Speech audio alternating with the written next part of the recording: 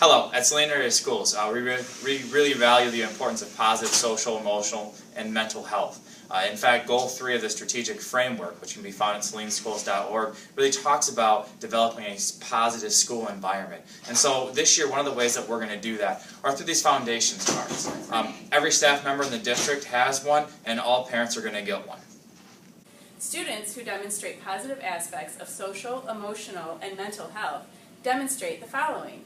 They accept themselves. They embrace the struggle. They show empathy. They display optimism. They regulate and manage emotions. They work well alone and with others. They act as responsible citizens. They are confident and self-assured and make healthy, informed decisions as well as build connections. On the back of the card, you will find attributes for each of the 10 positive foundations for social and emotional health. And next, the staff will be talking to you about each of them. One way that I can make sure that students learn to accept themselves is to help them understand that everybody makes mistakes.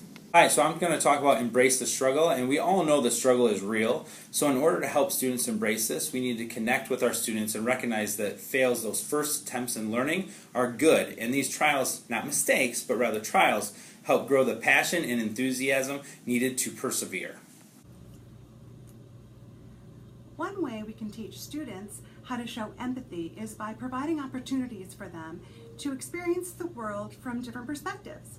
And some ways we can do this are by role-playing different situations and also by choosing literature that builds compassion and understanding while limiting judgment of others. We display optimism in the music classroom on a daily basis. For students, displaying optimism is about interacting with other students, having a great time, learning something they enjoy, being praised for when they do things well, and just getting to share and discover something they love and an opportunity to explore it. I'm going to talk a little about regulating and managing our emotions. That's something important for both adults and children.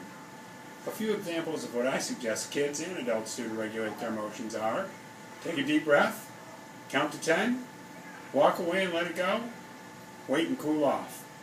Students work alone and in groups in the classroom all day long, and it's really important when you're helping them with the strategies to be independent when they're by themselves or when they're working with groups, how to deal with that. Active listening is so important. I really listen to the problems and the struggles my students are having with that. And with active listening, you're asking questions, you're paraphrasing what they say, and you're really validating their concerns. But then you also have to problem solve with them so that these experiences in the classroom can be successful and positive. How I teach students to be responsible citizens is by modeling expected behavior. For example, it is our responsibility as a community to keep the school environment clean and safe. Please help me keep Heritage a neat place to be by picking up trash in the hallway and on the playground, even if it's not yours. One way that I help students be confident and self-assured is by encouraging them to speak up for themselves. The way I like to help kids make healthy decisions is encourage them to eat healthy foods in the cafeteria.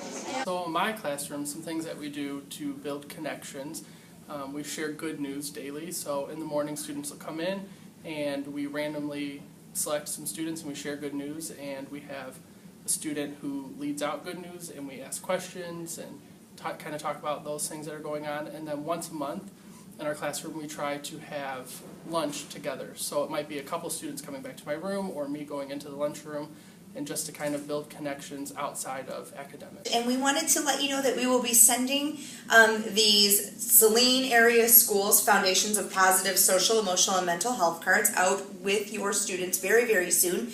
And we encourage you to use these with your children when the need arises, as we are doing here at school. This way we all have consistent language, and this will be a great resource for you. So again, we encourage you to use these, and have a great day.